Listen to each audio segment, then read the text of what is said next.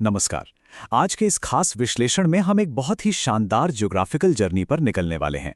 हमारा मिशन है गंगा नदी तंत्र को पूरी तरह से डिकोड करना। अक्सर हम भूगोल के भारी भरकम तथ्यों को रटने की कोशिश करते हैं, राइट? लेकिन सच कहूं तो रटी हुई चीजें दिमाग से निकल ही जाती हैं।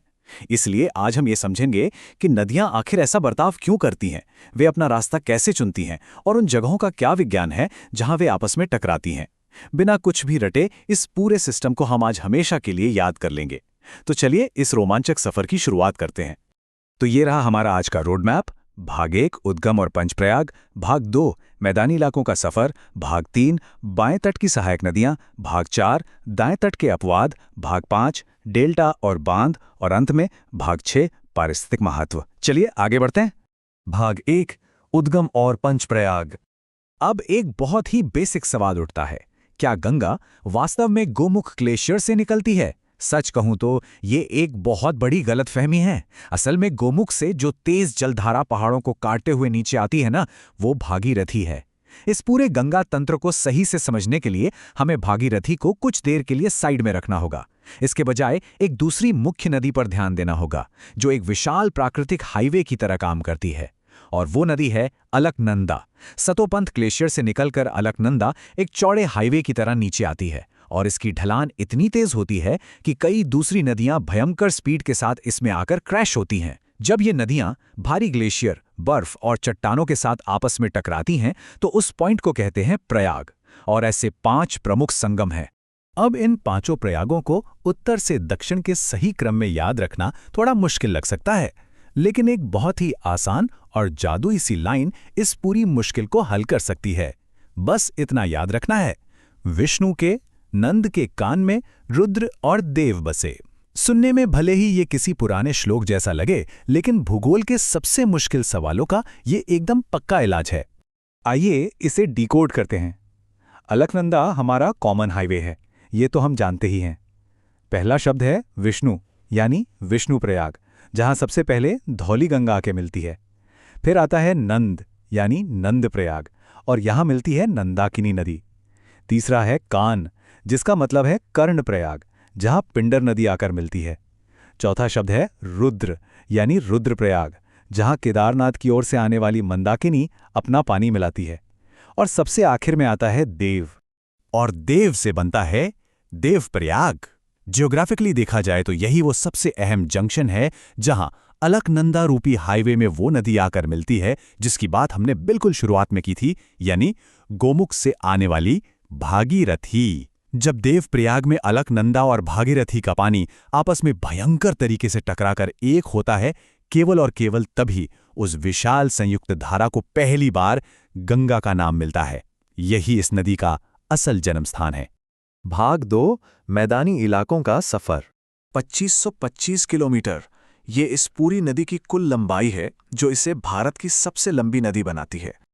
अब सवाल है कि ये इतनी लंबी यात्रा किन किन राज्यों से होकर तय करती है। उत्तराखंड, उत्तर प्रदेश, बिहार और पश्चिम बंगाल के बारे में तो सब जानते हैं, लेकिन यहाँ एग्जाम्स में एक बहुत बड़ा ट्रैप आता है, और वो है झारखंड। ऐसा लगता है कि गंगा सिर्फ 4 राज्यों से ही गुजरती है, लेकिन भौगोलिक रूप से ये झारखंड के साहिबगंज जिले की सीमा को बस हल्का सा छूते हुए निकलती है। इसलिए सही क्रम में झारखंड को कभी नहीं भूलना चाहिए।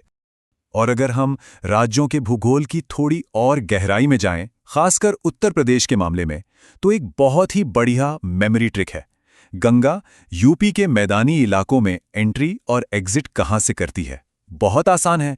एंट्री होती है बिजनौर से और एग्जिट होती है बलिया से। दोनों ही नाम ब अक्षर से शुरू होते हैं, ब से बिजनौर और ब से बलिया। एकदम सिंपल। भाग 3 बाएं तट की सहायक नदियां। हिमालय की तरफ से आकर बाएं तट यानी लेफ्ट बैंक से गंगा में मिलने वाली मुख्य सहायक नदियों को पश्चिम से पूर्व के क्रम में याद रखना एक और बड़ा सिरदर्द है। पर टेंशन मत लीजिए, इसके लिए भी एक कमाल की ट्रिक है। रामू गोमती का घाघरा गंडक की कोसी में महान है। चलिए इसे पश्चिम से पूर्व की ओर डिकोड करते हैं। रामू से रामगंगा, फिर गोमती, उसके बाद घाघरा, फिर गंडक, कोसी और अंत में महान से महानंदा। एकदम परफेक्ट क्रम। अब इनमें से एक नदी ऐसी है जिसका व्यवहार बहुत ही ज्यादा हैरान करने वाला और विनाशकारी है। वो नदी है कोसी, जिसे बिहार का शोक भी कहा जाता है। लेकिन इसका कारण क्या है? इसके पीछे का विज्ञान बहुत दिलचस्प है। होता क्या है कि कोसी नेपाल के अस्थिर पहाड़ों से भारी मात्रा में चट्टानें और गाद लेकर बहुत खतरनाक स्पीड में नीचे आती है। जैसे ही ये बिहार के सपाट मैदानों में एंट्री लेती है, ढलान खत्म होने की वजह से इसकी स्पीड एकदम जीरो हो जाती है। इसे एक बंद नाली या क्लॉग्ड पाइप की तरह इमेजिन कीजिए। सारा भारी मलबा वहीं जमा हो जाता है और नदी का अपना ही रास्ता ब्लॉक हो जाता है। अब पीछे से आ रहे पानी का प्रेशर इतना ज्यादा बढ़ जाता है कि नदी अपने ही किनारे तोड़कर एक नया रास्ता बना लेती है, जिससे उन इलाकों में भयानक बाढ़ आ जाती है जहां कल तक कोई नदी थी ही नहीं। भाग 4 दाएं तट के अपवाद। अब दाएं तट यानी राइट बैंक की बात करते हैं, जहां भूगोल के कुछ बहुत ही अजीब नियम देखने को मिलते हैं।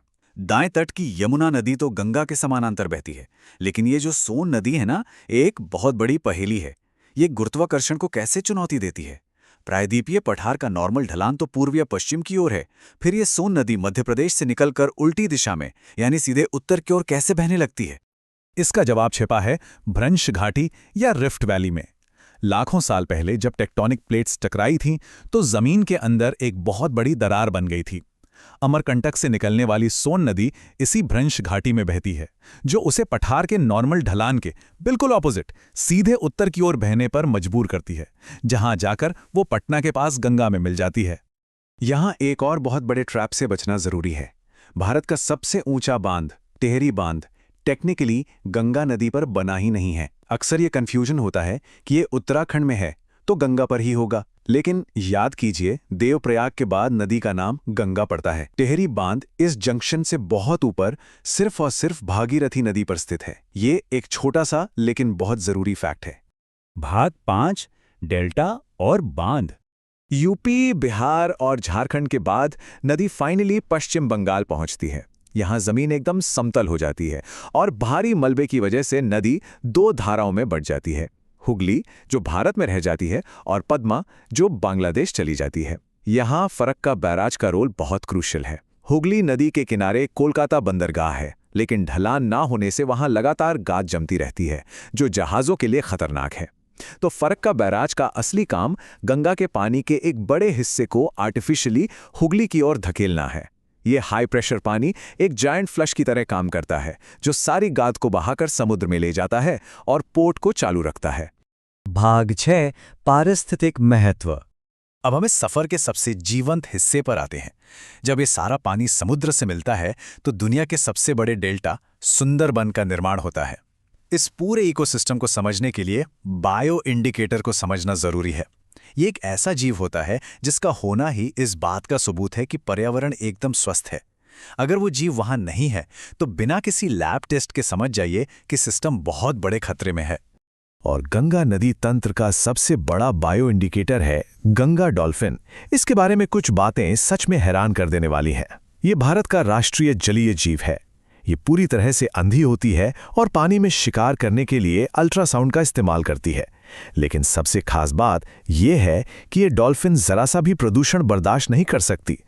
ये सिर्फ और सिर्फ 100% शुद्ध और मीठे पानी में ही जिंदा रह सकती है। तो अब हमारे सामने एक बहुत ही गहरा सवाल खड़ा होता है। अगर गंगा डॉल्फिन किसी इलाके से गायब हो रही है या विलुप्त हो रही है, तो इसका सीधा मतलब है कि उस नदी तंत्र का पानी अब जहरीला हो चुका है। गंगा सिर्फ नक्शे पर बनी कोई नीली लाइन नहीं है, ये करोड़ों जिंदगियों की एक बेहद नाजुक लाइफलाइन है। अगर डॉल्फिन नहीं बचेंगी तो कल को वो पानी भी किसी के पीने या इस्तेमाल के लायक नहीं रहेगा। इसे समझना और बचाना हम सबकी जिम्मेदारी है। उम्मीद है इस विश्लेषण से गंगा नदी तंत्र को देखने का एक बिल्कुल नया और स्पष्ट नजरिया मिला होगा।